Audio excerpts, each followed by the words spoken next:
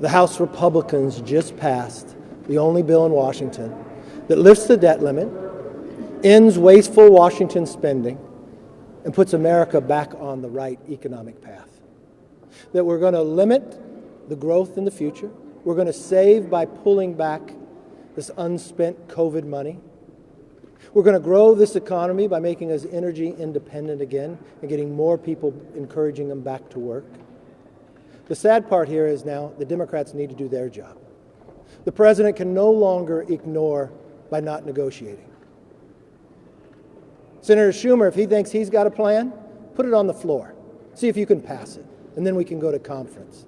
But now, the president can no longer put this economy in jeopardy. We lifted the debt limit. We've sent it to the Senate. We've done our job, the only body in here that's done theirs. The Senate, I got to give them credit. They did name March Maple Syrup Month, and they have thanked UConn and congratulated them for their basketball win. But they've done nothing when it comes to the economy or the debt limit. Speaker McCarthy, yes. When it does go to the Senate ultimately, and they inevitably make changes, this was already a very tight vote for your conference. How are you going to keep everyone on board when it seems like even minor tweaks could mean someone falls off? That's so interesting because all your questions before is how could I ever pass the bill? All your questions before says we never could. We're the only body that passed anything. Why do you assume the Senate can pass anything? Because I haven't seen them do anything. So right now, this is the only place that has lifted the debt limit. So the Democrats are putting the country in jeopardy. The president, by ignoring to even negotiate. The majority of Americans overwhelmingly want us to sit down and negotiate, to make sure we end our dependency on China, to stop the inflations the Democrats created by spending $6 trillion. No one in America believes there's not one place that you can't find a place that you could have savings in what Washington spends. And I think it's up to them now. Yes, ma'am. Now in order to bring President Biden to the table besides passing this? Is there anything? I don't know what we're supposed to do. We've done our job. I've sat down with the president on February 1st. He ignored the rest of the time. He treats it just like the border. He wants to ignore it and thinks it goes away. That doesn't work in America. He's putting the American economy in jeopardy by his lack of action. Now he should sit down and negotiate. We passed this early. We are in April, way ahead of the debt limit. We are the only party to take fiscal action in a sound mind that would lift the debt limit so we wouldn't have economic damage. We've also put us back on a path to end the Washington wasteful spending and to grow our economy and make us stronger. Speaker McCarthy. Hi, thank you. Jackson Richard with the Epic Times. If there isn't a long-term agreement on the debt ceiling increase, would you and House Republicans be open to like a week or weeks long or months long? We just passed the bill. It's not our job to modify it.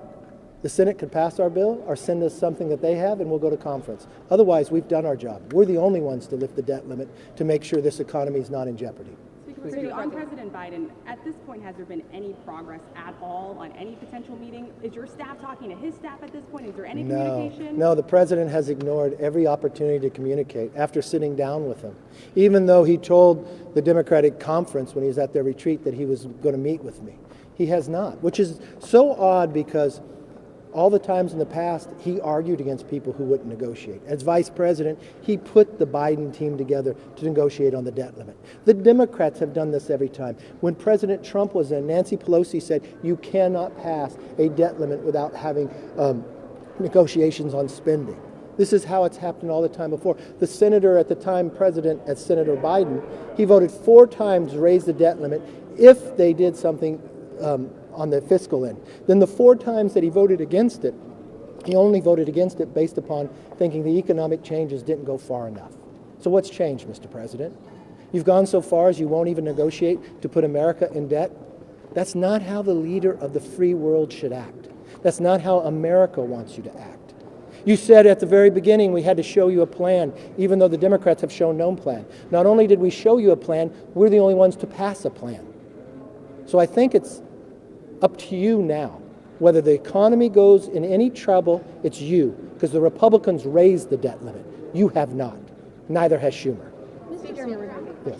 some of the House Freedom Caucus members who voted to support this bill, Norman, Good, they said that they support it, but if the Senate sends back a revised version, they want me to fight and stand your ground. Exactly right. Can you promise them that you won't accept the I don't have to promise you. I promised the American public from the very beginning. We promised them that we would end our dependency on China. So not only did we create a select committee on China, we just passed a bill to make America stronger and China weaker. We said we would curb inflation that the Democrats created. How do you do that? Milton Friedman, one of the greatest economists of all time, says inflation is only started through Washington spending. That's what the Democrats did, harmed every single American. We eliminate wasteful Washington spending to curb inflation. We said we would grow the economy to make us energy independent, to actually cut the red tape so we could build things in America again. We passed H.R. 1, we put it in here as well. So we limit the future spending of Washington, the growth. The president makes some audacious, crazy comments about it. And all we're saying is we should spend exactly what we spent 4 months ago. This president wants to spend more money than we spent during COVID. This president thinks, even though he would sign the bill of the pandemic that it's over, that they should keep the billions of dollars sitting out there that has not been spent, that sat there for 2 years over COVID. You know what? That's not the president's money. That's the American hardworking taxpayer money. And we should pull it back and save them money because it wasn't spent. Speaker McCarthy. Yes, This ma'am. is the first big test, big vote of your speakership. Obviously, you started off in a not ideal way. How far do you think the conference has come, and what does today mean for you? That's your opinion. I don't think this is the first big significant vote. I think every single week you have raised that same question with me. You raised the question whether I could even become speaker. We went 15 rounds. We became speaker. Then you raised the question, could we even pass 87,000 IRS agents and yank them out, and we did it. You raised the question if we could make the Intel Committee back to the place that it should be, that people couldn't be having relationships with a Chinese spy. We did that.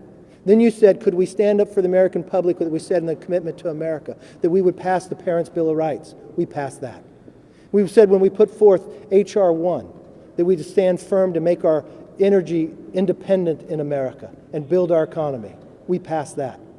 We looked and said when we watched Washington, D.C. decriminalize every form of crime, that we stood up the first time in 30 years of Congress to do that. And you all asked me the same question. What's going to happen when the Senate stops it?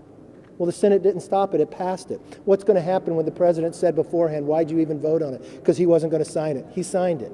When we passed a bill to end the pandemic so we could get back to work again, you said, why even do it? The Senate's not going to take it up. The president said he's going to veto it.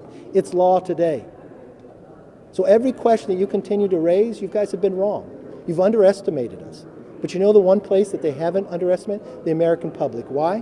Because those are the people we were working for, day in and day out. And just as it took me 15 rounds to win Speaker, the one thing I have promised the American public, I will never give up on you. So what we did today was raise the debt limit, stop the wasteful Washington spending, and curb inflation, and put us on a path that we can continue to grow. Yes, ma'am. You've said you want to get to the negotiating table, so this is essentially an opening offer. But are there any areas that are red lines for you as you potentially enter? Listen, I sat down with the president on February 1st. I want to pass a responsible, sensible debt ceiling that actually curbs the growth of government. Eliminate the wasteful spending. I told the president we could sit down. No parameters. The only thing I would tell him is no clean debt ceiling is going to pass the House. We can't do that to our children and grandchildren. We're at $31 trillion of debt. The CBO has said that we will pay $10.5 trillion just in interest in the next 10 years. Even though if you look at from 1940 till today, in those 83 years, we've only spent $9 trillion.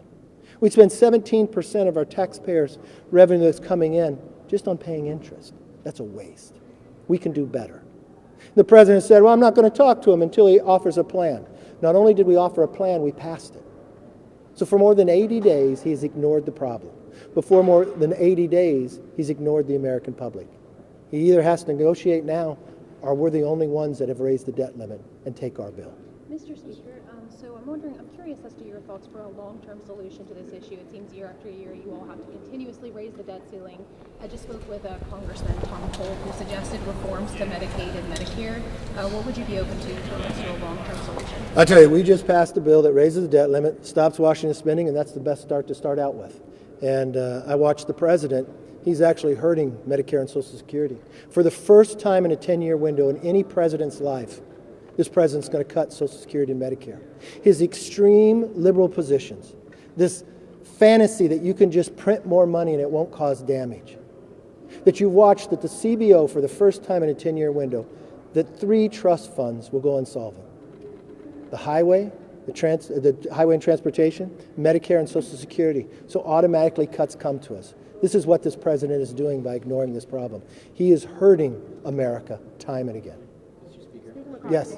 Your members have some constituents who aren't affiliated with either party, who think either side negotiating over the debt ceiling is bonkers because it's so dangerous. Can you point that out to me where? Why not negotiate over appropriations or spending that's not connected to the debt ceiling? First, let me take the premise of your question. You say that America doesn't want us to negotiate over the debt ceiling. There's not one poll that shows the majority of Americans has the opinion that you just quoted. So in my belief, you're totally wrong. It doesn't matter who quotes it. And if you sit down and you look, even Democrats on the other side of the aisle last week said the president needs to sit down and negotiate. So again, your question and premise is wrong. More than 70% of Americans thinks we should sit down and negotiate. Every single time, you've got a president sitting in office today that believed you needed to negotiate when you did a debt ceiling. You had a former speaker, Nancy Pelosi, said she would not pass a clean debt ceiling without negotiating. Their part was to spend more money. It took us into inflation. So I don't know what the premise of your question, if you ever asked it when the Democrats were on the other side. So the real question you should ask is, why do you change it now? Why would you go against the American public that wants you to negotiate, to curb inflation, to make us less dependent on China? That's your real question, is what it should be. Mr. Speaker. Yes. Several of your members have said that this bill is the furthest they're willing to compromise in terms of cuts. Are you confident that you can get the votes to pass a compromise debt ceiling increase with the White House? Not if the president continues to not negotiate, but what I know I'm confident in, one party has taken care of the debt ceiling. We have lifted the debt ceiling. So nobody could worry about whether the debt ceiling is going to get lifted. We did it. The Democrats have not. The president wants to make sure the debt ceiling is going to be lifted. Sign this bill. I know other bills that we passed you say you're going to veto. At the end of the day, you probably end up signing this one as well. Thank you all. Hope you have a great day. Have you heard from any Democrats that are concerned about how Biden's acting right now? A lot of them. A lot.